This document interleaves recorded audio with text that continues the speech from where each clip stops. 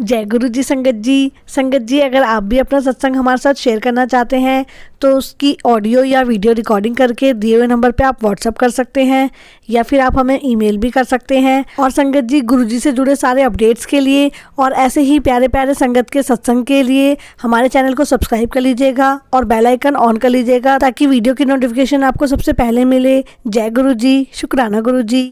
जय गुरु जी, जय गुरु जी संगत जी।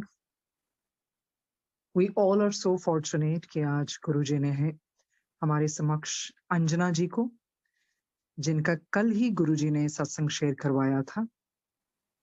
तो गुरु जी ने हमारा थोड़ा बेस तैयार कर दिया, पर उन्होंने खुद भी इनको भेजना ही था और बहुत जल्द उनको भेज दिया। So, Guru ji is really, really benevolent, and I really want to thank Anjana ji also for agreeing to come here and to share her divine satsang. क्योंकि जब उनके मुख से सुनेंगे सारा कुछ, और हम सबको पता है पैरेलल गुरुजी हमें ये बहुत डिवाइन किताब पढ़वा रहे हैं, the laws of the spirit world, और उसमें वही तो है ना, सोल री इनकारनेट कैसे होती है। It's all about the spirit world कि आत्माएं आती हैं, आत्मा को कुछ नहीं होता, शरीर यहाँ रह जाता है। आत्माएं जरूर री इनकारनेट होती हैं क्योंकि आत्मा को ये लिबर्टी दी गई है, डिजाइन कर सकती है अपनी future life. Soul makes a blueprint for the next life, और उस तरह की फैमिली भी चूज करती है, वो हमने पढ़ा। माँ भी चूज करती है, वो भी पढ़ा। और क्या होता है कि ह्यूमन माइंड लॉजिकल है, जो लोग रीजनिंग के पीछे भागते हैं, प्रूफ्स के पीछे भागते हैं, तो पर जब उनको अपने ये समक्ष सब कुछ सुनने को मिलेगा तो फिर क्या, तो फिर कुछ भी और कुछ काम नहीं आता, कोई दिमाग नहीं चलता उस पे, because you start following your heart. So spiritualism is all about following your heart. Mind से चलेंगे तो बहुत कुछ खो देंगे। तो इसी तरह अंजना जी की भी जिंदगी में हुआ। नहीं विश्वास करती थी कोई भी चीजों को, रैशनल माइंड रखती थी, लॉजिकल माइंड रखती थी, until it happened with her life.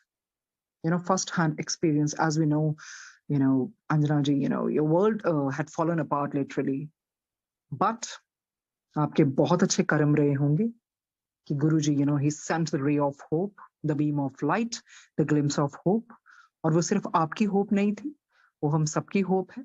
और आपकी जर्नी के द्वारा बहुत होप मिलेगी, बहुत स्ट्रेंथ मिलेगी, बहुत करेज मिलेगी, बहुत पॉजिटिविटी मिलेगी, और ये पता चलेगा कि अनफ्लिंचिंग फेथ क्या होता है, इनविंसिबल स्पिरिट क्या होती है। As you have gone through so much in life, but still I've always seen you smiling, and you're standing as hard as a rock. तो ज्यादा समय ना लेते हुए स्वागत करते हैं अंजना जी का इस बुक रीडिंग प्लेटफॉर्म पे। शिल्पी जी, एकता जी, हम सब संगत की तरफ से। सो अंजना जी, ज्यादा ना वक्त लेते हुए आपकी जर्नी आपके मुख से ही सुनेंगे, और हम भी उस जर्नी का बहुत पिविटल रोल प्ले करेंगे, बिकॉज हम भी वो महसूस करेंगे जो जो आपके साथ हुआ। सो आइए अंजना जी, आपका स्वागत करते हैं। आप अपनी जर्नी स्टार्ट कीजिए। जय गुरु जी।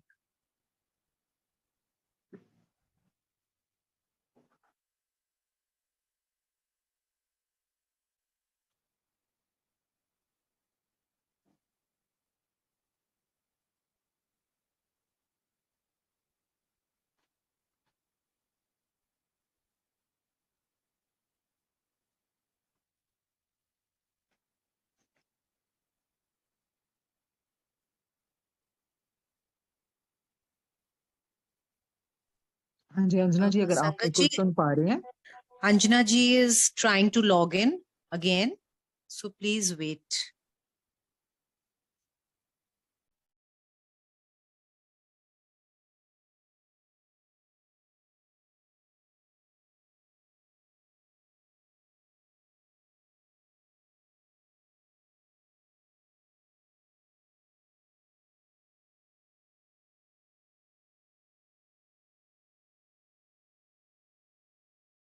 आई होप, या I welcome you again Anjana ji. I guess some hitches आ गए थे, बट अभी आप आ गए हैं, तो कृपया करके आप अपनी जर्नी स्टार्ट कीजिए।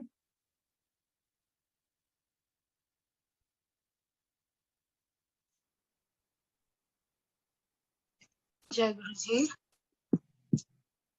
जय गुरु जय जी गुरु जी। अंजना जी। या आप मेरे को सुन रहे हैं? हाँ जी, हाँ जी Sorry, Anjana I ji, disconnected quite from my audible. laptop. Yeah. So thank you so much for inviting me on this platform. It's a big blessings to me too that if somebody can experience my journey like that, it is good for them. Or so I would be so much thankful to you that you have invited me on this platform. And मेरी journey तो बहुत ही मैं तो अपने आप को blessing कहूंगी कि जो लाइफ होती है एक तरह की सेलिब्रेशन होती है और उसमें उतार चढ़ाव भी आते रहते हैं और हमें अच्छे मौके भी मिलते हैं और कुछ हमारे कर्मों की वजह से हमें कुछ बुरा भी देखने को मिलता है। तो आई थिंक जो भी इस चीज को एक्सपीरियंस करता है, मेरे एक्सपीरियंस के मुताबिक मैं तो यही कहूंगी कि हर सुख में हर दुख में हमें एक जैसा ही रहना चाहिए। और जब आपका हाथ गुरु ने पकड़ा हो, कोई गुरु जी कोई भी हो, किसी भी भगवान ने अगर आपका हाथ पकड़ा हो तो वो आपको कभी भी लो डाउन नहीं होने देगा। चाहे वो दुख का टाइम आए चाहे सुख का टाइम, आपको एक बराबर ही रखेगा। सो मेरी जर्नी जो है गुरु जी के साथ, मुझे नहीं पता कब से है, इस जन्म से है या कोई मेरे पिछले जन्मों से है। हम कभी नहीं ये कहते कि हम नई संगत है या पुरानी संगत है। गुरु जी ने जो भी हमें बख्शा है, अब पता नहीं इस जन्म में भी हम आए हैं, क्या कर्म किए होंगे पिछले जन्म में हमने, या गुरु जी ने कुछ पुण्य कर्म हमसे करवाए होंगे जिस वजह से हम इन हालातों में भी आज जी रहे हैं। और अपनी लाइफ को मैं नहीं कहूंगी कि मैं हमेशा रोती रहती हूँ या कैसे है, मैं अपनी लाइफ को फुल एंजॉय कर रही हूँ। मेरी लाइफ में बहुत कुछ हुआ है। सॉरी संगत जी, मैं थोड़ी सी अपनी आपको ये अपनी बैकग्राउंड स्टोरी बताना चाहती हूँ कि मैं गुरुजी से तो गुरुजी से इस जन्म में तो मैं जुड़ी हूँ 2011 में, जब मुझे पता चला। अदरवाइज मुझे नहीं पता कब से हम लोग बैक पिछली लाइफ में भी गुरुजी हमारे साथ होंगे, शिव भगवान हमारे साथ होंगे और जो हमें ब्लेस करते रहे हैं, उनकी ब्लेसिंग की वजह से ही हम जो है इन सब दुखों को पार कर पा रहे हैं। और लेकिन मेरी फैमिली बहुत हैप्पी फैमिली थी। I got married in 1986 and I was having two children, like my one's older was the son and the younger one is the daughter. And बड़ी अच्छी फैमिली थी मेरी बहुत, और मैंने कभी भी ऐसे नहीं सोचा था कि कभी हमारी लाइफ में कभी दुख भी आएगा, और कभी पता भी नहीं था, एक्सपीरियंस भी नहीं करा था कि कोई पेन भी चुक जाती थी तो दर्द होता था, ऐसे भी पता नहीं क्या हो गया हमें ना। तो पर नहीं, जो जिंदगी जब आती है इसमें सब कुछ ही होता है। आपको अच्छे मौके भी आते हैं, बुरे भी आते हैं, दुख भी आते हैं, बहुत बहुत पहाड़ कहते हैं ना, पहाड़ों जैसे दुख भी टूट पड़ते हैं। लेकिन उस समय अगर आपके साथ कोई सुपर पावर खड़ी है, कोई आपको बचा रही है हर चीज से, तो वो गुरुजी ही हैं। मैं तो यही इस लाइफ में जब से मैंने गुरुजी के साथ ज्वाइन किया, तो मैं तो यही कहूंगी, जब मैं नहीं भी मिली थी गुरुजी से या मैंने नहीं भी एक्सपीरियंस किया था गुरुजी की प्रेजेंस को, तब भी वो हमें बचा रहे थे। तो मेरे साथ ऐसे हुआ कि वैसे बचपन से ही मैं शिव जी को बहुत मानती थी और इतना मतलब कि मेरा विश्वास था, मेरे हस्बैंड का बहुत विश्वास था, वो भी बहुत मानते थे। हम वैसे मेरे फादर इन लॉ जो थे वो आर्य समाजिस्ट थे और वो किसी भी गुरु धारण करने को ऐसे उन्होंने कभी हमें फोर्स नहीं किया और ना ही उन्होंने किसी को धारण किया था। तो हम लोग सिंपल फैमिली थी, ऐसे जैसे कभी मंदिर जाते थे या भगवान को मान लिया या चले गए, या कभी मेरे हस्बैंड ने कभी भी जाना आना, कहीं भी रास्ते में कोई भी रिलीजियस प्लेस देखना, चाहे वो मंदिर हो, गुरुद्वारा साहब हो या कुछ भी हो, सबको हमेशा रुक के मत्था टेक के फिर आगे हम लोग जाते थे। तो मेरी लाइफ में जब मेरा बेटा 2000 में 13 ईयर का हुआ तो एक बहुत बड़ा एक्सीडेंट हुआ था हमारे साथ। उससे पहले मैं बताऊं, मैं हमेशा यही सोचती थी कि मेरे साथ गुरु जी का 7 नंबर क्यों आता है, क्योंकि मेरा मेरा जो भी काम होने होते थे, अच्छे काम बुरे काम, जो हर समय 7 नंबर ही होता था। वो 7 डेट होती थी या टोटल उसका 7 होता था। तो मैं कहती थी पता नहीं ये 7 का क्या चक्कर है, मेरे दिमाग में आता था। तब तक गुरु जी से नहीं मिले थे हम लोग। चलो एनी हो, तो 7 अक्टूबर को ही मेरे बेटे का एक्सीडेंट हुआ था और ही वॉज बोर्न ऑन 7 अगस्त। तो जब एक्सीडेंट हुआ हम लोग मैं आपको ये बता रही हूँ, मैं इसलिए अभी एक्सीडेंट का ही बता रही हूँ कि ये सोनिया जी की जो बुक है जो रीड कर रही हैं आजकल, वो इतनी बिग ब्लेसिंग्स है। मुझे नहीं पता था कि ये सोल्स होती हैं या नहीं होती हैं, और लेकिन मेरे साथ कुछ बातें ऐसी एक्सपीरियंस हुई थी। पर जब से मैंने ये बुक शुरू करी है लिसन करनी, तो उससे मेरे को पता चला है कि ये नहीं, ये कोई सोल्स ही आती हैं जो आपको हील करती हैं, या उनको दुख होता है या कैसे है। तो ये बुक ने मेरे को बहुत ज्यादा हील किया है। तो हमारा एक्सीडेंट, जब हम दिल्ली से, हम पंजाब में रहते थे, तो दिल्ली से पंजाब को वापस आ रहे थे, तो रास्ते में हमारा बहुत बड़ा एक एक्सीडेंट हुआ। मेरा बेटा जो गाड़ी, हम लोग सारे मेंबर्स, ड्राइवर ड्राइव कर रहा था गाड़ी, बेटा पीछे बैठा था, हस्बैंड ड्राइवर के साथ बैठे थे, और मेरा बेटा बार बार कह रहा था कि पापा मैं ना आगे बैठूंगा, मैं आगे बैठूंगा। तो ये मेरे हस्बैंड के मजाक करने लगे, नहीं इसको तो पता ही नहीं है रास्ता, आप कैसे बैठोगे आगे, तो मैं तो नया लेके आया हूँ ड्राइवर, इसको तो मैं बताऊंगा तभी। नहीं पापा मुझे पता है ये जीटी रोड है, सीधी वहीं जाएगी, तो हमारे घर के पास ही जाएगी, तो मुझे पता है ये स्ट्रेट रोड जाएगी। तो पता नहीं हमने खाना खाया क्या हुआ, तो एकदम से उसने अपनी सीट चेंज कर ली, और मेरे हस्बैंड ने फिर कुछ नहीं बोला और वो आगे बैठ गया।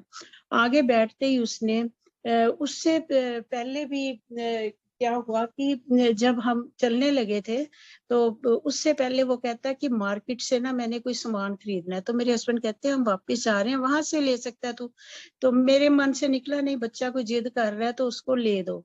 अच्छा, उसने वहां जाके इतनी शॉपिंग करवाई हमसे, इतनी शॉपिंग करवाई, मुझे नहीं पता, मम्मी दादी के लिए ले लो, उसके लिए, जैसे वो सब कुछ मतलब कि वो करना चाह रहा था कि सबके लिए, कि एक मेमोरी छोड़ के जाना चाह रहा था। तो सब कुछ लेने के बाद अपनी बहन को कहता है कि तेरा मेरा हिसाब किताब बराबर हो गया। तो मैंने एकदम से, मेरा माथा ठनका, कि मैंने कहा तूने ऐसे क्यों बोला है कि तेरा दोनों का हिसाब किताब बराबर। तो हंसने लगा और कहता है कि नहीं मम्मी ये क्या है कि इसने वहां से 2 ड्रेसेस ली थी तो मैंने यहाँ से ले ली है, इसलिए मैं बोल रहा हूँ। मैंने फिर कुछ बात को ऐसे सीरियस नहीं लिया।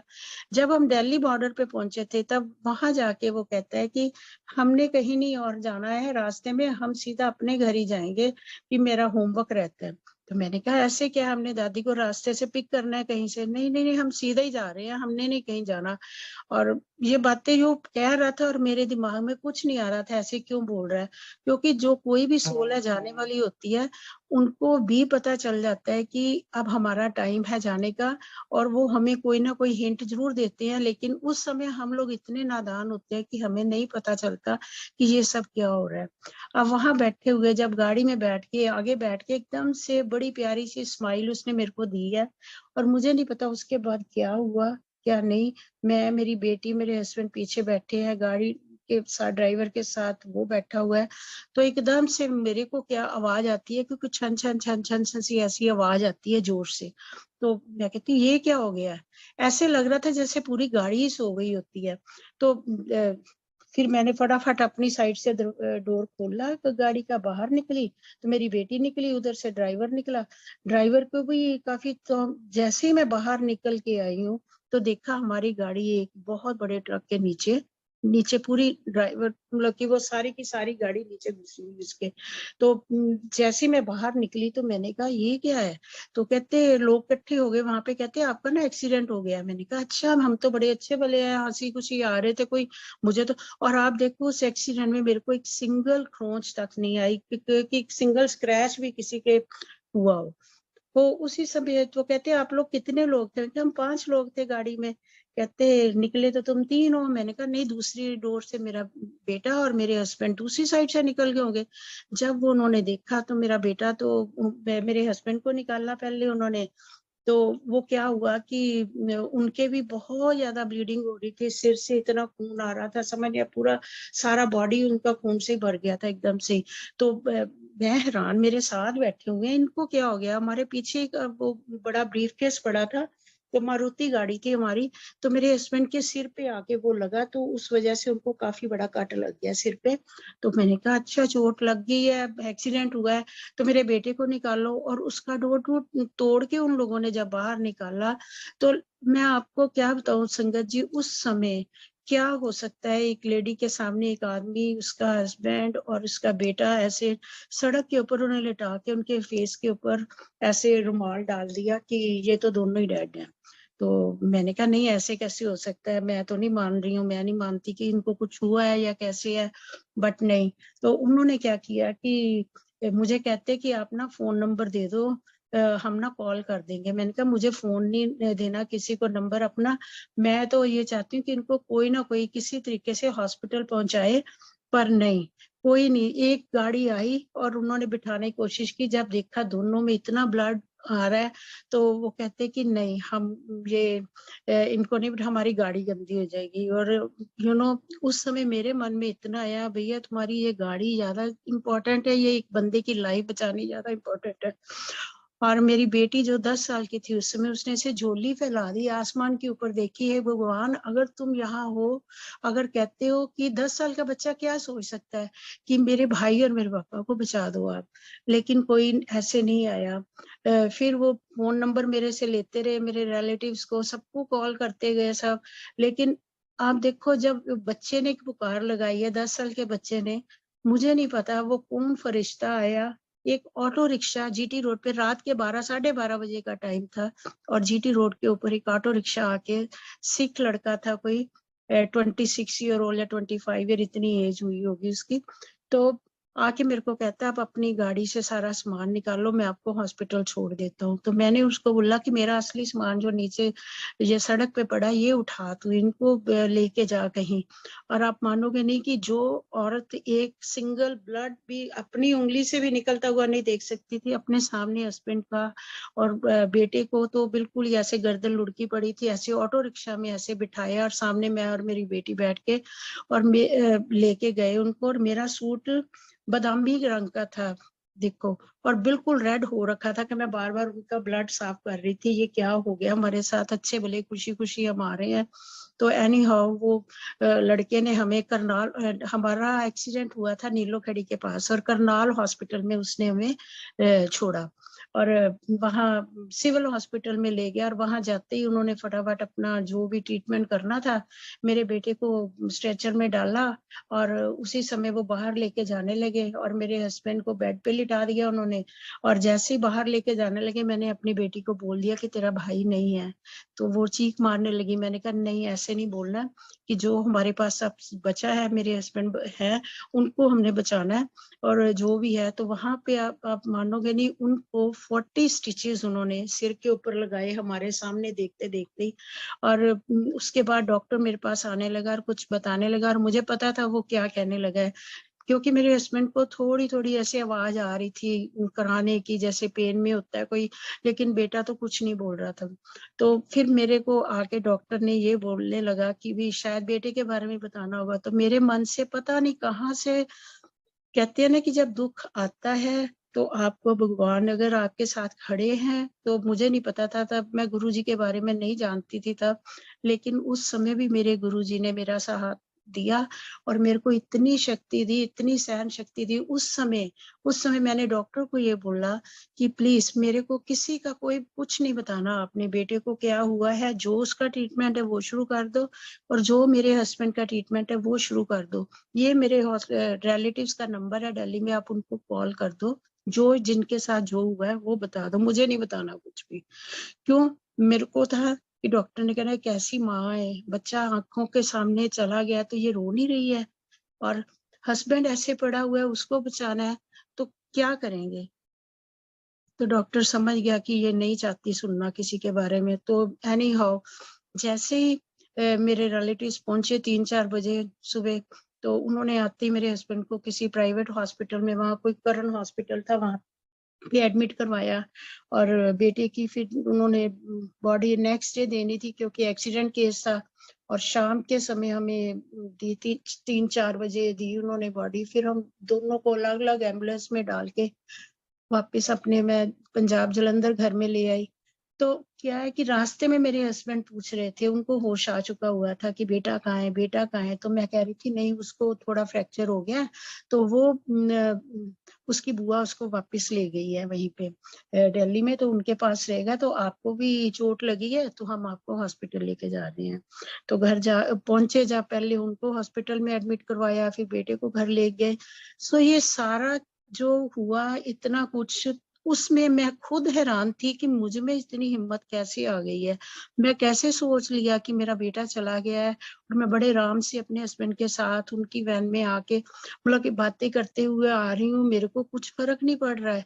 लेकिन वो मैं नहीं थी, मेरे साथ कोई शक्ति थी, कोई कोई मेरे साथ सुपर पावर थी जो मुझे ये सब सहने की शक्ति दे रही थी।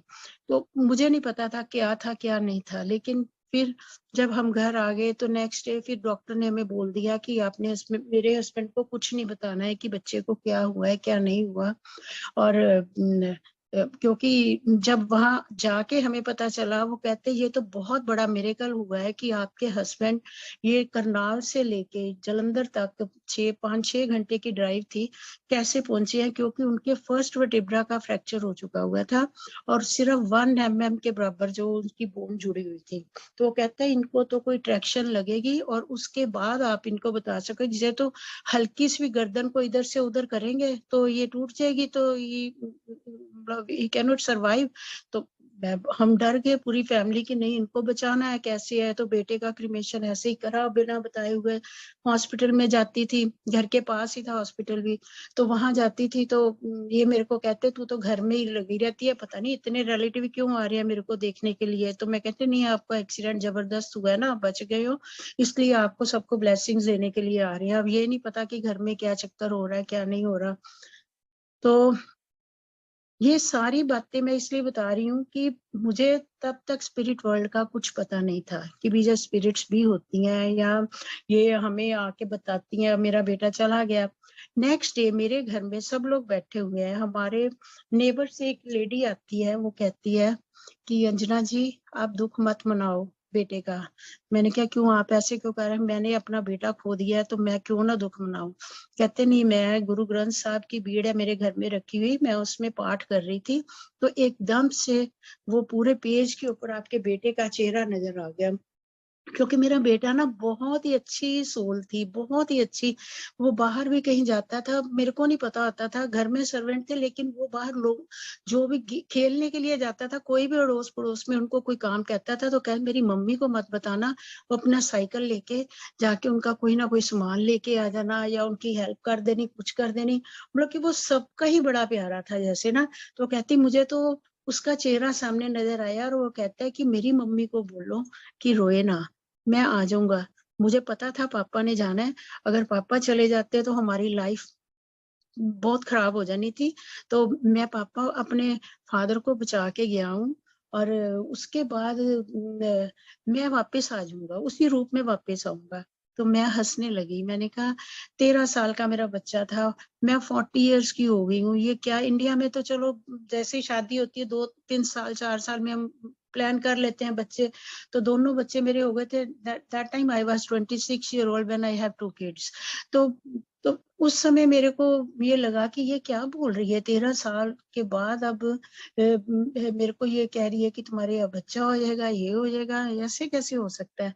तो आई वाज मतलब कि मेरे को ऐसे लगा कि नहीं, ऐसे ये मौका है ऐसी बातें करने का, मेरे हस्बैंड का भी पता नहीं है डॉक्टर ने क्या ट्रीटमेंट करना है क्या नहीं करना। तो मैंने कहा प्लीज आप ऐसी बातें मत करो। कहती नहीं आप मानो, मैं झूठ नहीं कह रही, ये शायद कोई इंडिकेशन है। अब मुझे नहीं पता था, मैं गुरुजी को तो मानती नहीं थी। अब गुरुजी हम तो बानी पढ़ते हैं, उसमें जब भी सत्संग चलता है तो वही बानी चलती है। तो उसमें आके गुरुजी ने उस लेडी के थ्रू मेरे बेटे की सोल को उसके सामने खड़े करके ये मेरे पास मैसेज भेजा। जब मैं ये बुक सुन रही थी ना सोनिया जी की, तब मेरे को रियलाइज हुआ या किसी ना किसी के थ्रू कोई ना कोई मैसेज जरूर आता है कि आप तब नहीं समझते हो, लेकिन हाँ, जब मैंने ये अभी रिसेंटली ये सुना है तो मुझे भी लगा कि नहीं, हो सकता है मेरे बेटे की ही सोल आई हो। एनी हाउ, फिर मैंने उसको बोला कि नहीं, आप प्लीज चले जाओ, ऐसी बातें मत करो, हम पहले ही बहुत दुखी हैं, तो ऐसे कैसे आ जाएगा वो। आप हम मेरे सामने मैंने उनको जैसे क्रिमेशन किया, सब कुछ खत्म हो गया, वो कहाँ है अब। सोल वोल के बारे में मैं तो कुछ नहीं जानती थी उस समय, सच में बताऊं, बड़ी लाइफ ऐसी स्मूथ चल रही थी हमारी, कभी इन बातों में गए ही नहीं हम लोग की कोई उतना भी ऐसे। तो और मेरे कभी ऐसा दुख आया भी नहीं था पहले हमारे सिर के ऊपर।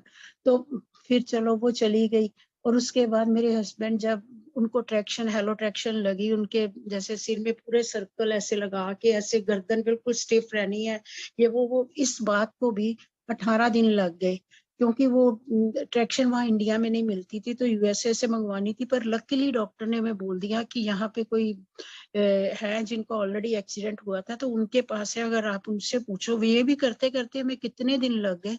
हमने उनसे पूछा, वो कहते हाँ हमारे फादर को लगी थी, अब तो हमारे कोई यूजफुल नहीं है, तो आप लेके जा सकते हो। तो वो करते करते भी 18 डेज लग गए। तब मैंने हस्बैंड को बताया बेटे का कि उनके लिए तो वो कहते मुझे तो वही रूप याद आ रहा है, उसका वही शक्ल याद आ रही है, मैं तो नहीं कहूंगा कि वो कहीं गया है, वो यहीं कहीं है।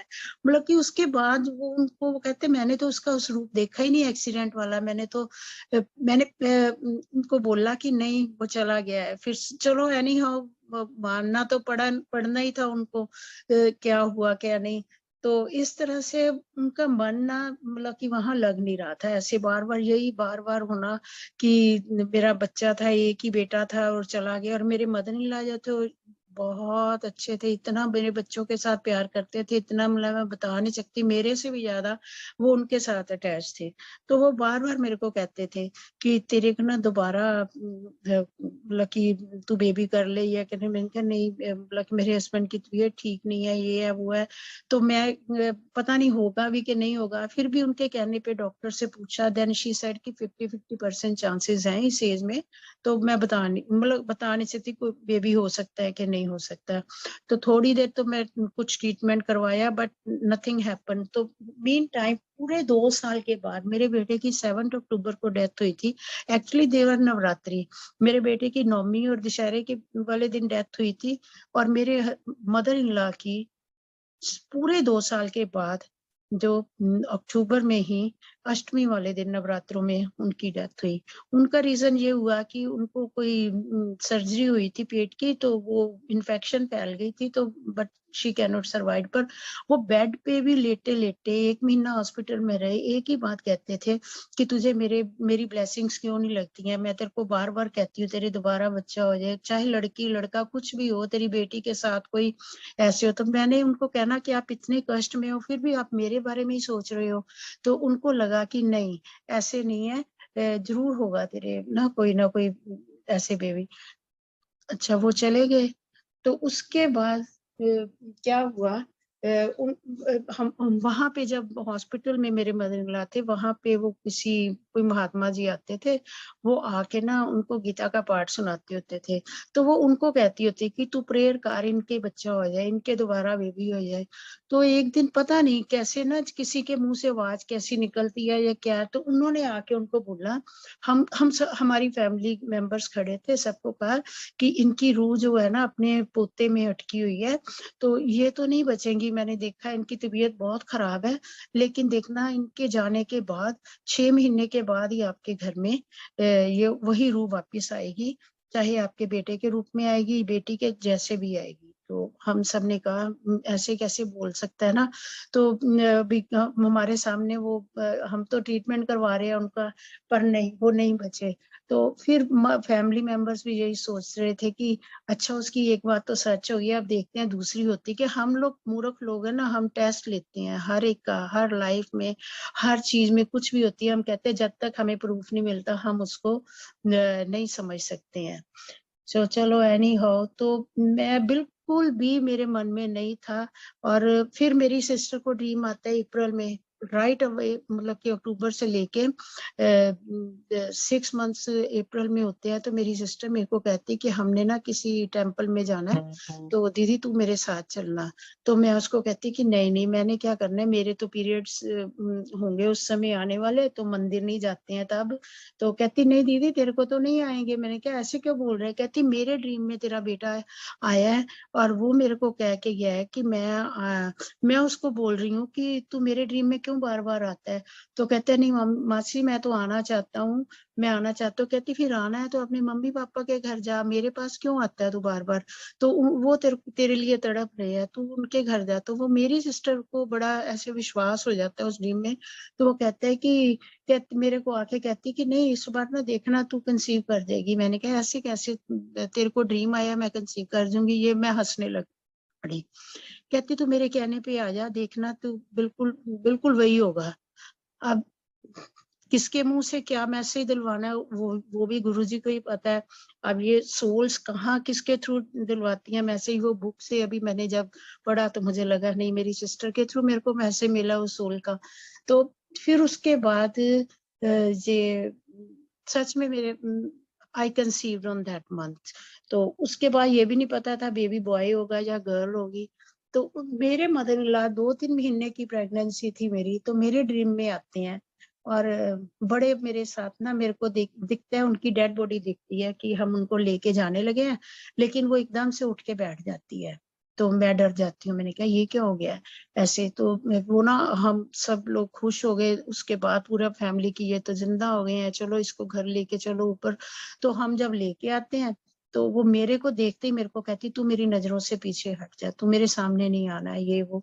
तो मैं कहती हूँ कि बीजी मैंने आपको क्या बोल दिया है ऐसे, मैं तो आपकी सेवा करती थी, आपको इतना मेरे को ब्लेसिंग्स देती थी, ऐसे क्यों बोलते हो? तो वो कहते कि नहीं फिर ना मेरे सारे मेरे को कहते हैं कि तू प्रेग्नेंट, और उस ड्रीम में मुझे रियलाइज हो रहा है कि मैं प्रेग्नेंट भी हूँ। तो तू प्रेग्नेंट है, ऐसे तेरे को ये कोई धक्का ना मार दे या कुछ ऐसे ना हो, तो तू ना पड़ोस में चली जा वहां पे। तो मैं चली जाती हूँ। फिर मैं थोड़ी देर बाद हस्बैंड को पूछती हूँ कि ठीक हो गए वो कहते नहीं वो तो पता नहीं क्या कर रहे हैं, घर का सामान बाहर फेंक रहे हैं, ये कर रहे हैं, ये ड्रीम में ही सब कुछ हो रहा है। तो मैं फिर आती हूँ, मैंने कहा अच्छा मुझे ना उनको कुछ बात कहनी है। तो कहते तू आ जा पर वो तेरे को नहीं देखेंगी है।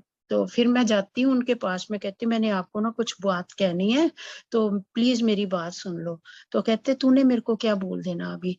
तो मैं कहती हूँ कि नहीं मैं आपको कुछ बताना चाहती हूँ जो आपको अच्छा लगेगा। कहते क्या? जब मैं अपने, आप मानोगे नहीं संगत जी, मैं उनको अपने बेटे का ही नाम लेके बोल रही हूँ कि वो कहता है कि मैं आना चाहता हूँ, पर अगर आप ऐसे बिहेव मेरे साथ मेरी मम्मी के साथ करोगे फिर मैं नहीं आऊंगा। तो मेरे मदर इन लॉ की आंखें एकदम से शांत, फेस इतना पीसफुल हो जाता है देख के। तूने मेरे को ये बात बतानी थी? अच्छा तो इसका मतलब है कि तू प्रेग्नेंट है? हाँ। तो तूने उसका नाम लिया है, वो आ रहा है? मैंने कहा हाँ जी।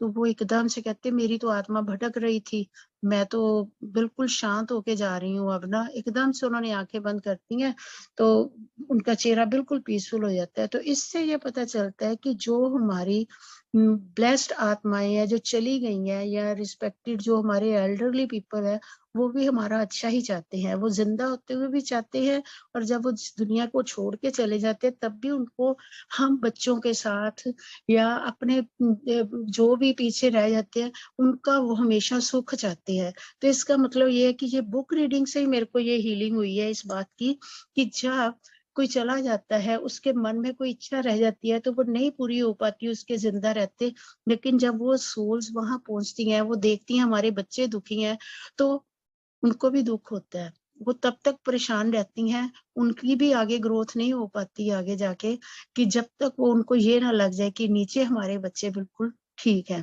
तभी कहते हैं ना कि जब कोई चला जाता है दुनिया छोड़ के तो उसके लिए रोना नहीं है, ठीक है दुख जरूर मनाओ उसका, लेकिन रोने से क्या होता है कि उस सोल को भी कष्ट होता है, वो उसका भी ध्यान पीछे रहता है। जो मैंने ये एक्सपीरियंस इस बुक से करा है वो मैं कह रही हूँ।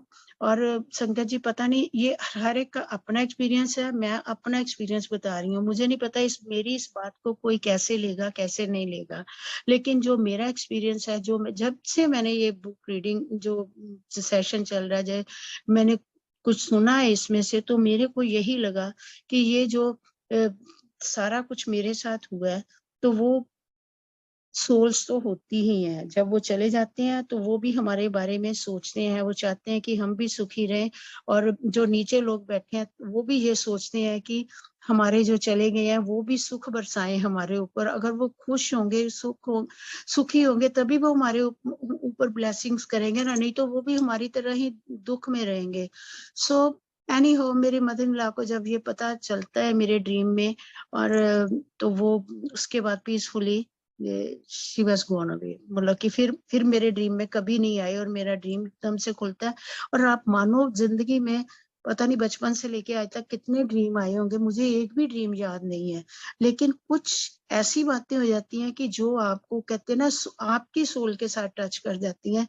तो मेरे को तो एक स्टेप उसका अभी भी ऐसे ही याद है। मैंने उठ के अपने हस्बैंड को ये बात बताई, तो कहते तू सोचती रहती होगी ना उनके बारे में, तभी तेरे को ऐसे आ गया। मैंने कहा नहीं, तो हो सकता है मैंने उस समय यही सोचा हो कि नहीं ऐसे ही होगा, पर जब ये बुक से थ्रू पता चला है कि सोल्स आती हैं और मैसेज देती हैं, दूसरों के थ्रू देती हैं, तो आई थिंक इट्स ट्रू।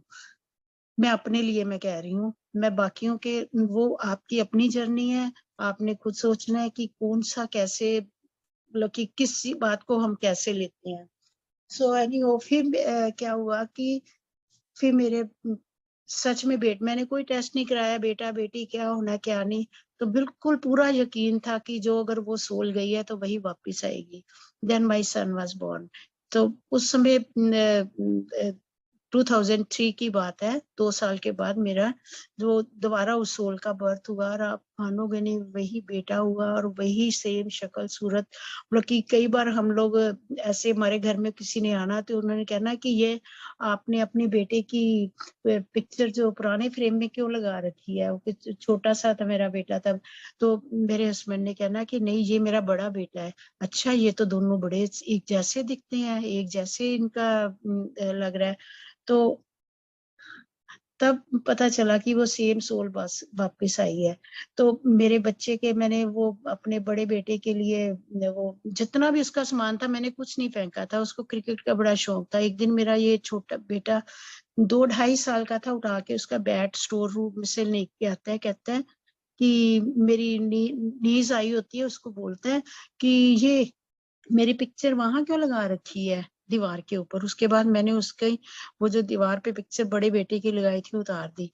तो फिर वो कहता है कि ये तो बैट मेरा है, मैं तो इसके साथ खेलता होता था। मतलब कि इस तरह की बातें 3 साल का बच्चा, 2.5-3 साल का बच्चा बोल रहा है, तो इट मीन्स उस समय उसको अपना शायद पुराना जन्म याद होगा या क्या होगा। तो पर फिर भी मैंने तो ये सोच, हम सब पूरी फैमिली ने सोच लिया कि वही सोल वापस आई है, भगवान किसी ना किसी रूप में किसी को भेज देता है। पर उसके बाद क्या हुआ कि मैंने एक सर्वेंट रखा। I was a teacher in India that time. तो मैं स्कूल जाती थी, और पीछे से बेटे को देखने के लिए कोई नहीं था, तो एक सर्वेंट रखा।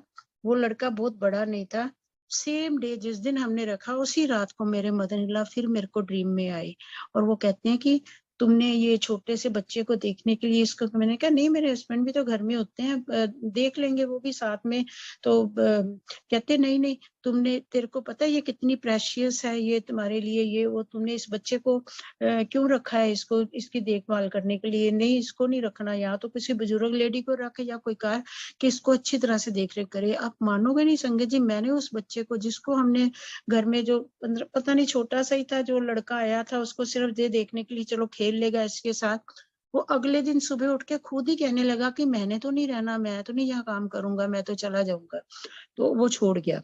तो एकदम से इसका मतलब कि सोल्स हमें वॉच करती हैं कि हम हमारे एक्शंस को वॉच करती हैं, हम क्या कर रहे हैं यहाँ पे। तो वो हमारी जो भलाई के लिए या कभी तो हमें मैसेज देने ड्रीम के थ्रू आती हैं या कैसे। तो उस समय मेरे को तब रियलाइज हुआ कि ये मेरे मदर इन लॉ फिर मेरे ड्रीम में आए हैं, शायद इनको अच्छा नहीं लग रहा होगा। तो एनी हाउ फिर उसके बाद मेरे हस्बैंड का मन वहां नहीं टिक रहा था कि बेटे के जाने के बाद उनका ये वो। तो then we move to USA in 2009। तो 9 में हम इधर आ गए।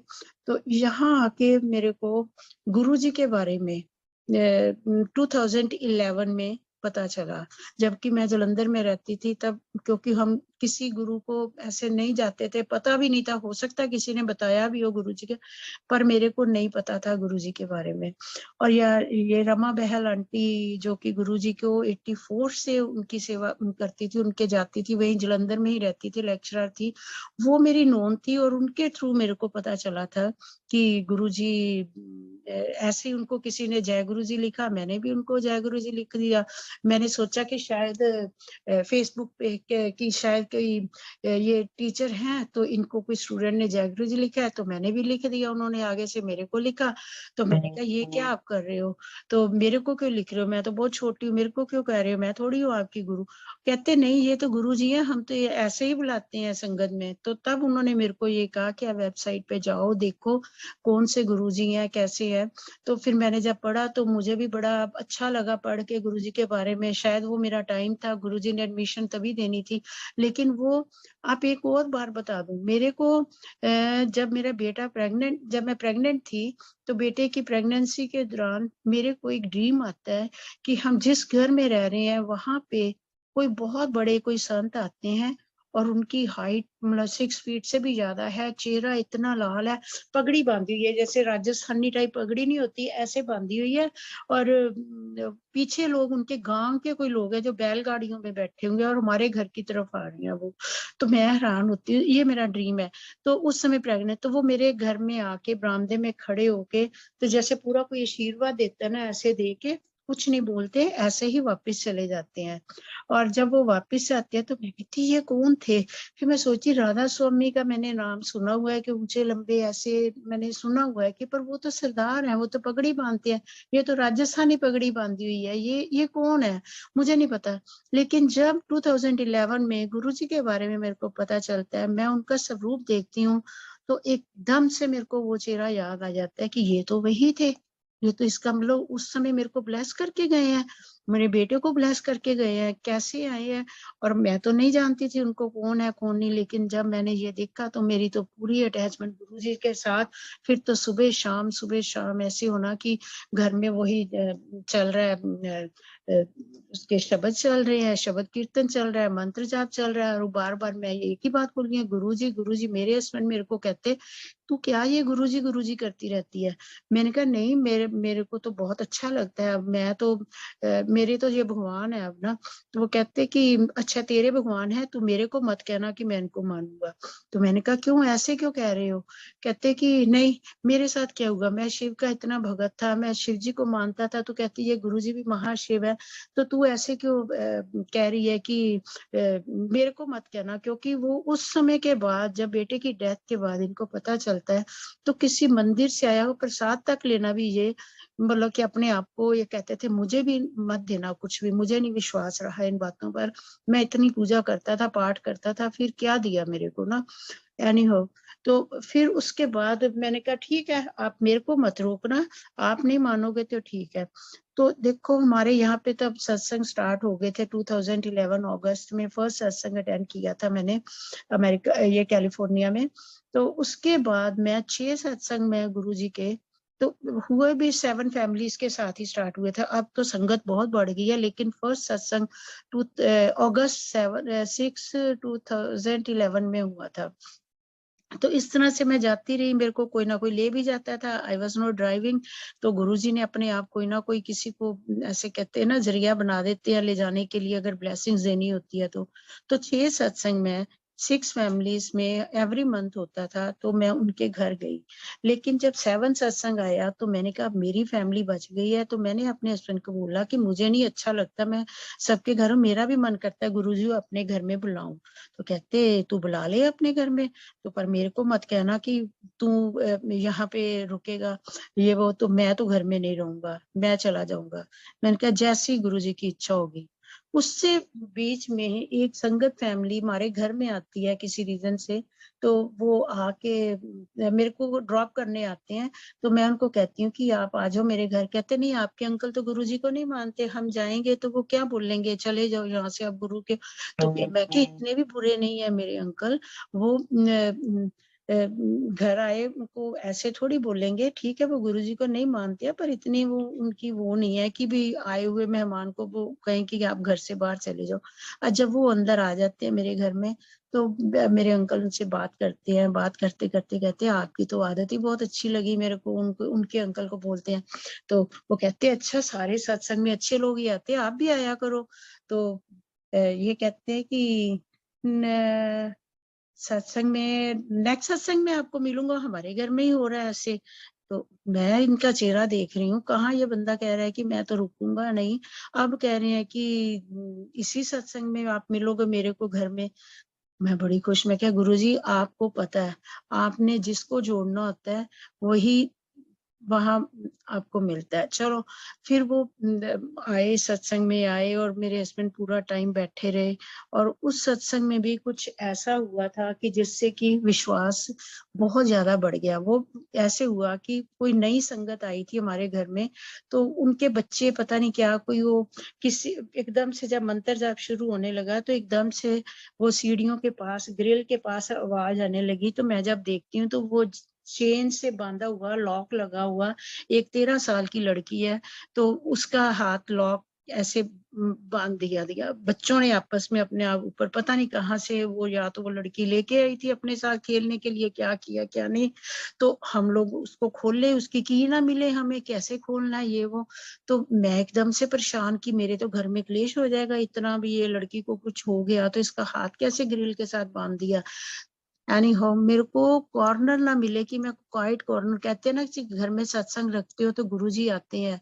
तो मेरे लिए तो मेरे घर में फर्स्ट टाइम सत्संग हो रहा था, तो मैं कहूँ गुरुजी अगर आप आते हो मेरे को एक कॉर्नर दो जहाँ पे कोई ना हो, मैं ऐसे एकदम से क्वाइट कॉर्नर पे जाती हूँ और हाथ जोड़ के कहती हूँ गुरुजी अगर आप सत्संग में आए हो ना तो इस बच्चे को बचाओ। ऐसे ही मैं बाहर निकलती हूँ तो देखती हूँ अपने बेटे को, पूछते तेरे टॉयज की बकेट कहाँ है।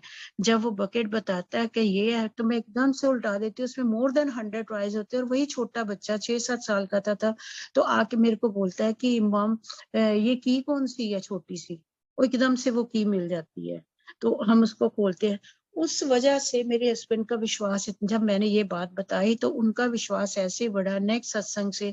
फिर वो उन्होंने नहीं पीछे देखा मुड़ के कि मैं कहाँ हूँ, मतलब कि फिर वो हमेशा मेरे को यही कहते थे तूने कौन सी सेवा ली है, कहाँ जाना है, हर जगह वो मेरे साथ जाते थे कि वो गुरुजी के साथ बहुत अटैच्ड हो गए थे। उसके बाद कहते हैं ना कि गुरुजी के बारे में ये सुना है कि जब किसी की लाइफ को वो ब्लेस करते हैं तो 10 साल के लिए ब्लेस करते हैं। तो मेरे हस्बैंड की डेथ 2000 में ही, जैसे मेरे बेटे ने कहा था कि पापा ने जाना था लेकिन मैं उनको बचा के गया हूँ, तो उनकी 10 साल मतलब कि 2000 में हुई थी। तो गुरुजी ने उनको तो 18 इयर्स ब्लेस करे थे। अब पता नहीं उनके क्या कर्म, या तो उनको सत्संग में लगा दिया और या क्या किया तो उनको और ब्लेसिंग्स मिली।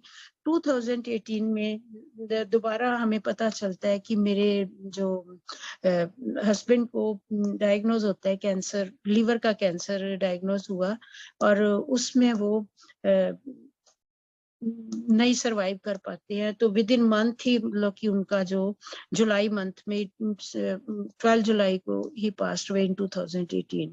तो वो भी एक सत्संग है, बहुत लंबा सत्संग है, तो कभी भी मेरे को टाइम होगा तो मैं उसके बारे में आपको बताऊंगी। उस सत्संग में भी मेरे को यही हुआ कि सोनिया आंटी मेरे पास टाइम है, if I can share that one. Sonia जी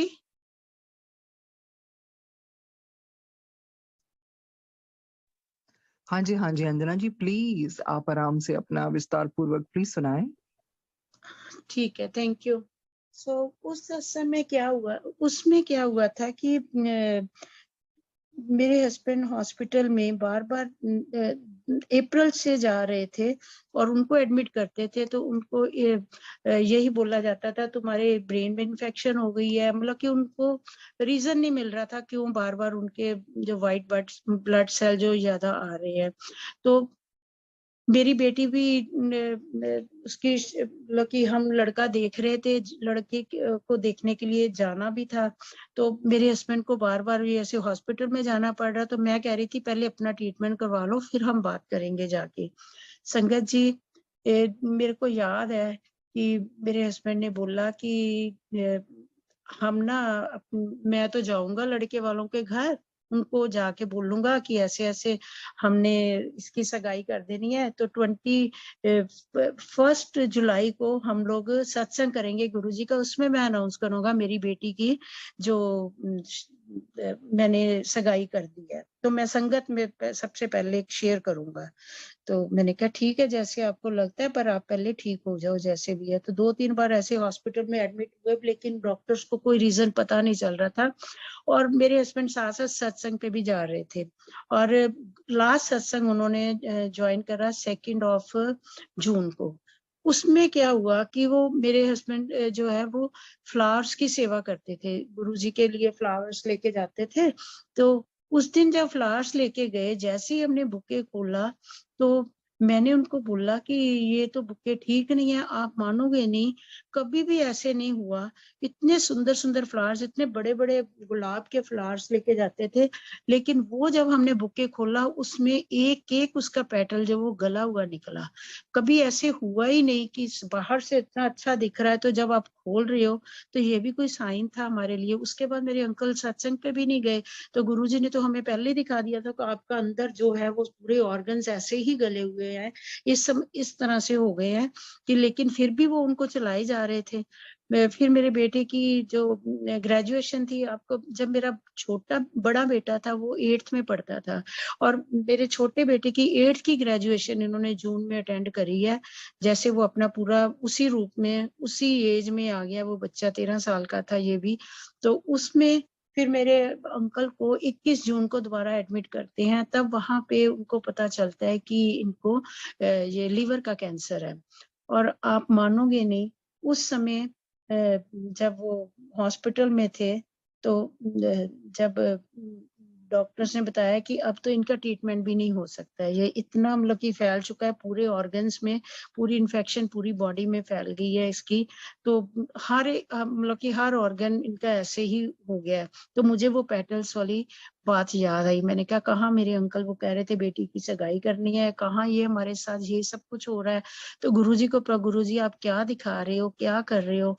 तो फिर 21 जुलाई का सत्संग तो हमने नहीं सोचा, मैंने किसी से बात भी नहीं करी। तो हमने पता करा जो जिस हॉल में करना था, तो वो तो ठीक नहीं है, हॉल मिला नहीं हमें, बुक था ऑलरेडी। तो आप मानोगे नहीं, मेरे अंकल की 18 जुलाई को जब डेथ होती है, तो एक दिन पहले जब डॉक्टर हमारे से डिसीजन ले रहा होता है कि भी इनको ऐसे कोई ट्रीटमेंट नहीं होगा, अब हॉस्पिटल में ही रखना पड़ेगा, ये आपके ऊपर है, आपने उनको किस तरह से जाने देना है, चाहे वेंटिलेटर पे लेके जाओ, चाहे पेन मेडिसिन पे रखो, या फिर इनको किसी सैनिटोरियम में रखो, ताकि जब कभी तबीयत खराब हो और इनकी लाइफ ज्यादा नहीं है। तो मेरे मन में उस समय भी गुरुजी ने ये दिमाग में डाला कि नहीं, आपने इनके तो मन में ये जाते जाते ये बात ना रह जाए कि मैं अपनी बेटी के बारे में सोच रहा था। मैंने हॉस्पिटल में ही रात को लड़के वालों को बुलाया और अपने हस्बैंड के हाथ से जो शगुन वगैरह उन दोनों को दिया। उस समय हिम्मत कौन देता है, गुरु देता है ना। तो उस समय वहां पे मोर देन 70-80 जो संगत ही सिर्फ खड़ी हुई थी। मेरा तो परिवार संगत ही है, और वो संगत के साथ गुरुजी आते हैं, तो गुरुजी ही सब करवा रहे थे। और उस रात, पूरी रात मैंने यूट्यूब के ऊपर जो गुरुजी के शब्द कीर्तन सारे चलाए, और सुबह 8 बजे मुझे लगा मेरे हस्बैंड की तबीयत ज्यादा खराब हो रही है। तो मैंने बेटी को बोला तो अपने रिलेटिव्स को कॉल कर दे, ऐसे उनको बोल दे। वो कहती नहीं मम्मा, मैं तो नहीं ऐसे बोलने वाली किसी को कुछ भी। तो कहते कि नहीं चलो एनी हो। तो फिर मुझे ऐसे लगा मेरे जो परिवार के लोग आने वाले हैं, जो लोकल यहीं रहते हैं, वो नहीं पहुंच पा रहे हैं। तो मैं कहती हूँ गुरुजी आप इनको लेने आए हुए, इनको इतना टाइम बख्श दो कि उनकी फैमिली, ये इनके भाई बहन सारे यहाँ पहुंच जाएं, इनको मिल लें, देख ले, जाते जाते इनको भी तसल्ली हो जाए कि ये हम लोगों को के लिए अपने दिमाग में कुछ ऐसा बर्डन लेके ना जाए। अब मैं गुरुजी से प्रार्थना कर रही हूँ, हस्बैंड को बोल रही हूँ कि आप ओम नमो शिवाय बोल लो, गुरुजी आपको लेने आए, आप कहीं नहीं जा रहे, अच्छी जगह जा रहे हो। आई डोंट नो कौन किस तरह से मेरे मुंह से ये सब निकलवा रहे थे गुरुजी, और मेरे को शक्ति भी दे रहे थे, मतलब कि ऐसी। तो पूरे टाइम पे जैसे ही मेरी फैमिली वहां पहुंचती है 9:30 माई अंकल पास हुए। मतलब कि उनको देखते हैं, एक नजर भर के देखते हैं, आंखों से आंसू निकलते हैं, that's after then he peacefully gone. So इस सारी बातों से फिर उसके बाद वो भी थर्सडे का दिन था, क्योंकि मेरे अंकल हमेशा कहते थे कि थर्सडे वाले दिन ही मेरे साथ क्यों सब कुछ होता है। तो मैं कहती होती थी ये गुरु का दिन है ना, तो गुरु जी को आप मानते हो, तो बृहस्पतिवार गुरुवार ही बोलते हैं, तो आपका सब कुछ वो इसीलिए थर्सडे को ही होता है। तो उसके बाद आफ्टर यहाँ पे तो सेम डे क्रिमेशन नहीं होता, तो जब 12th को उनकी डेथ होती है, तो नेक्स्ट वीक थर्सडे को ही हमें डेट मिलती है उनके क्रिमेशन की। 19th को क्रिमेशन करते हैं, घर आते हैं हम लोग। आते ही आप मानोगे नहीं की संगत जी कि मेरे घर में संगत के मेंबर्स आते हैं और आके कहती हैं आंटी 21 जुलाई को हम लोग अंकल की मेमोरी में सत्संग कर रहे हैं, और जो कि मैंने किसी को नहीं बताया था। तो ये सोल को पहले ही पता होता है किस लिए करना है, क्या करना है। ये देखो 21 जुलाई को इनकी मेमोरी में सत्संग हुआ, बहुत बड़ा। और वो हॉल जो हम बुक कर रहे थे वो नहीं, उन्होंने और कोई हॉल बुक करा, क्योंकि वो अवेलेबल नहीं था तब। यूजली यहाँ पे सत्संग होता था। तो फिर मैंने कहा कि मेरे अंकल तो पहले ही डेट सेट करके गए थे, तो इसका मतलब उनको अंदर से एहसास हो गया था। बहाना कोई और बना रहे थे मैंने सत्संग करना है, लेकिन गुरुजी ने कुछ और प्लान किया हुआ था उनके लिए।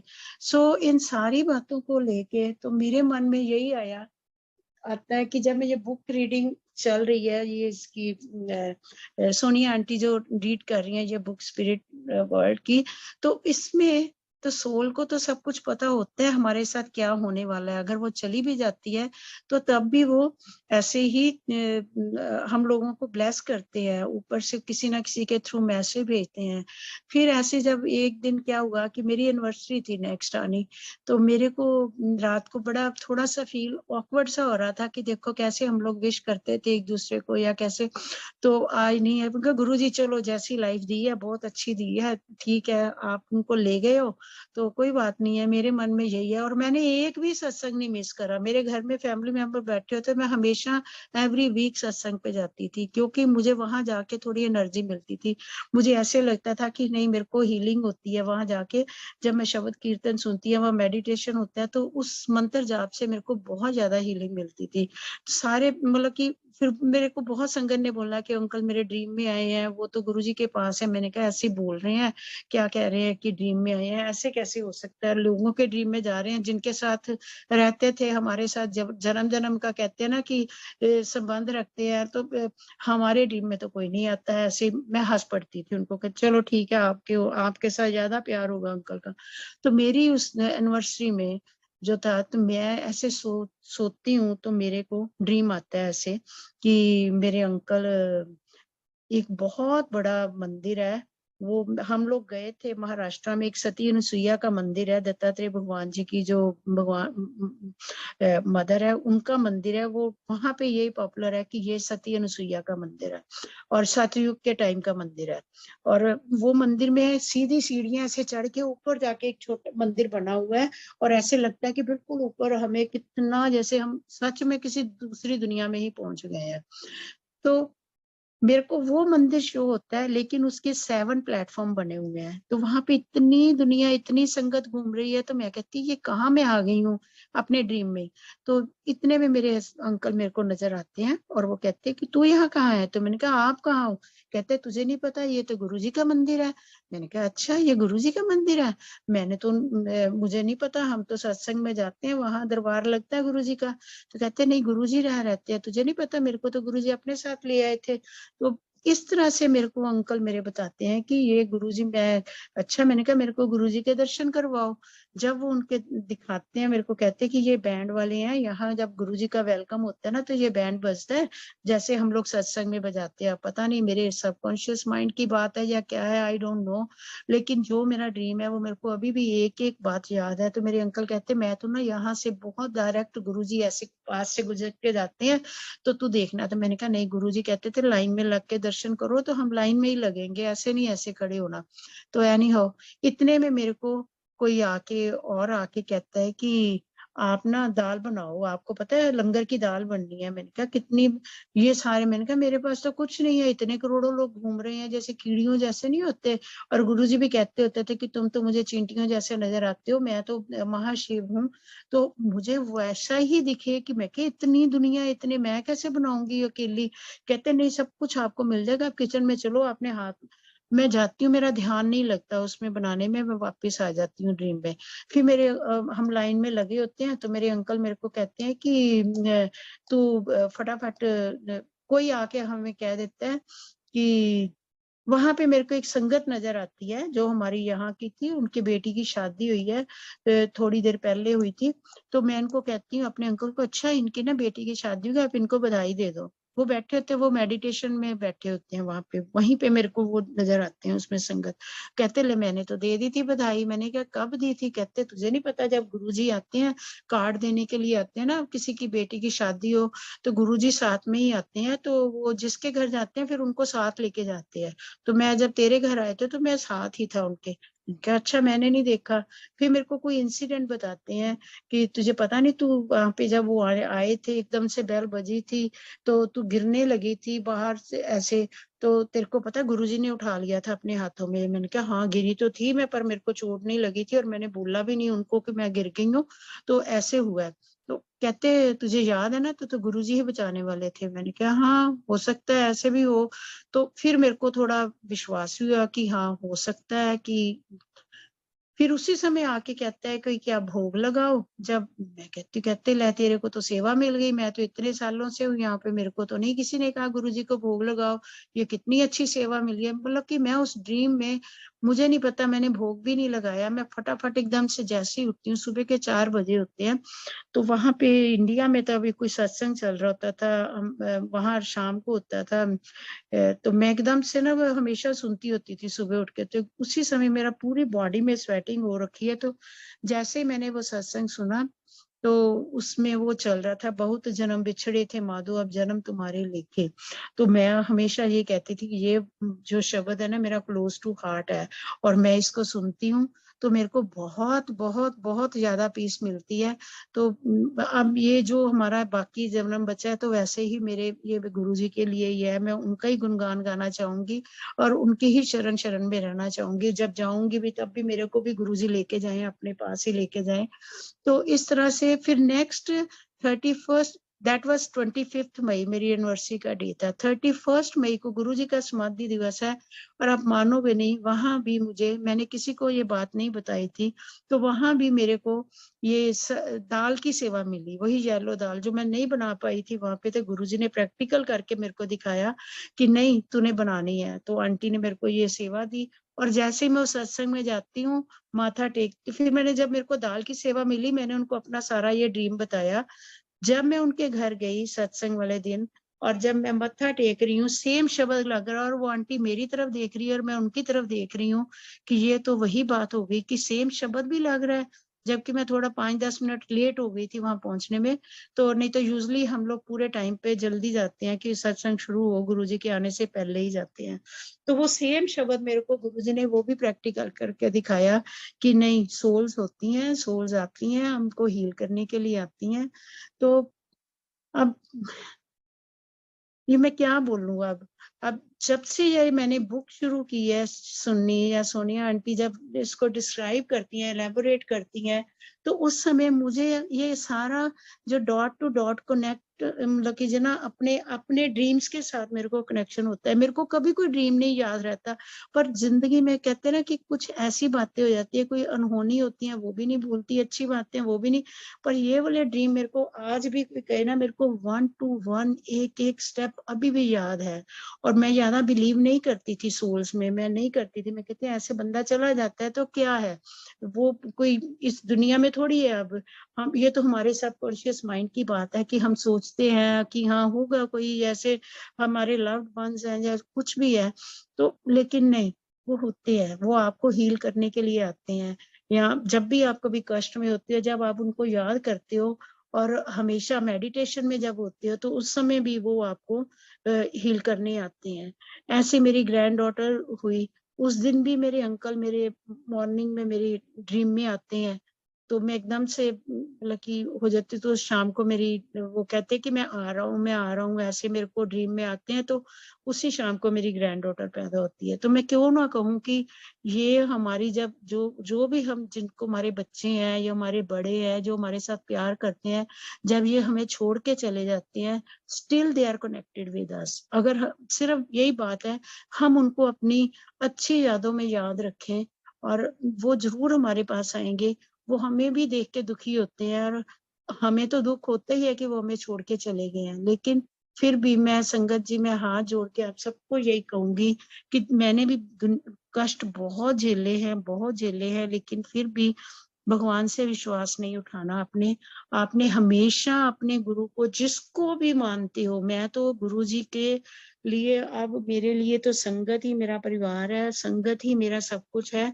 और मैं बता नहीं सकती, मैंने अपने जाते जाते अपने अंकल को ये कहा था कि गुरुजी आपको लेने आए हुए हैं और मैं आपकी सारी रिस्पॉन्सिबिलिटी मैं अपने ऊपर लेती हूँ। जो आप जो सोचते थे बच्चों की शादी करूंगी या बच्चों को पढ़ाऊंगी, बेटा अभी पढ़ रहा है, कॉलेज स्टार्ट किया उसने, तो मैं सारी रिस्पॉन्सिबिलिटी अपने ऊपर लेती हूँ। पर आप गुरुजी के पास जा रहे हो, गुरुजी आपको लेके लाए, मेरे को साक्षात दिख रहे थे। और मैं कैसे कहूँ कि वो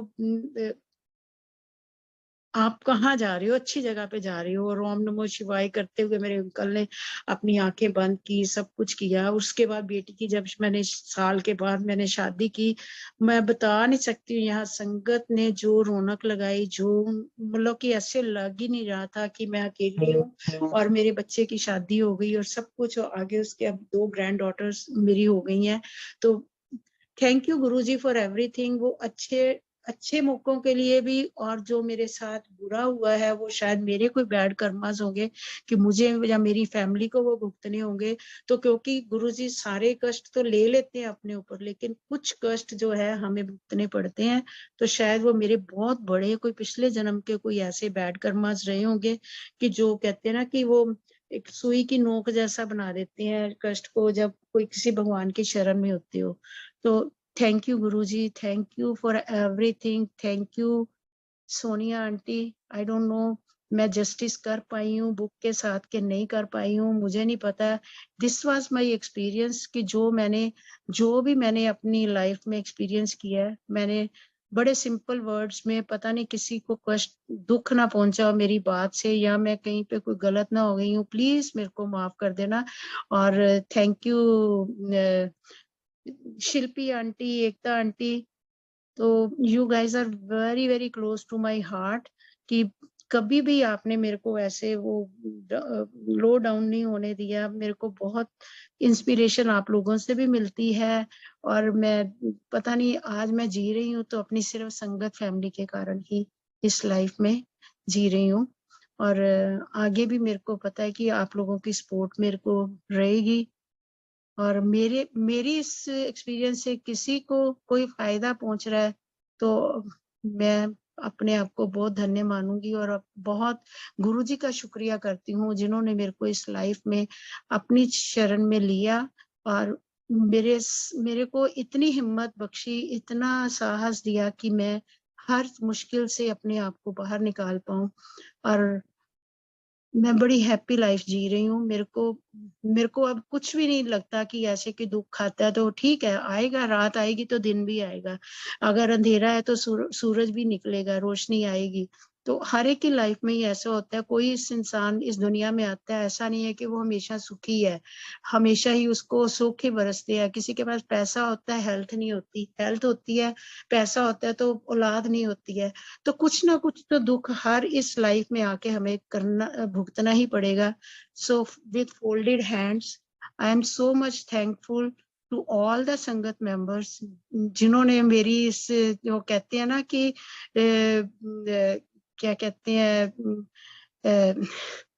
मेरे इस एक्सपीरियंस को सुना है। बड़ी इतनी देर से पता नहीं मैं क्या क्या बोल गई हूँ, मुझे भी नहीं पता चल रहा मैंने क्या बीच में छोड़ दिया है बोलना, मतलब कि मैं कंटिन्यूअसली बोलती जा रही हूँ। आई डोंट नो किसको हील हुआ है किसको नहीं। Thank you so much, thank you Sonia aunty, thank you Shilpi aunty, thank you so much, शुक्राना गुरुजी, और thank you Ekta aunty for giving me this platform. to share my satsang. Jai Guru Ji, Shukrana Guru Ji. जय गुरु जी। बहुत बहुत बहुत धन्यवाद अंजना जी। You know, your epitome of strength, patience and courage. कोई हताश होकर बिखर जाता है, कोई हताश होकर निखर जाता है। जूझती रही, बिखरती रही, कुछ इस तरह से जिंदगी निखरती रही। तो जो आपने बहुत बड़ी बात कही सत्संग के शुरुआत में कि दुख सुख में एक समान रहना चाहिए, ये हर कोई नहीं कह सकता। You know, soul has to be really really evolved to say that. और जो इंसान छोटी छोटी चीजों पे रोते रहते हैं ना, ये नहीं मिला, वो नहीं मिला, तो जिनके ऊपर दुखों के पहाड़ आते हैं ना, तो उनसे बात करके देखिए, तब आपको पता चलेगा कि क्या असली चीज मांगने वाली है। वो इतने दुख को देखकर भी शुक्राना उनके लबों से नहीं जाता है। और आपके सत्संग से जो किताब डिवाइन बुक जो गुरुजी हमें दोबारा से पढ़वा रहे हैं, इसी के लिए। और बिल्कुल आपने ठीक कहा कि वो स्पिरिट वर्ल्ड के लिए हमें तैयार कर रहे हैं।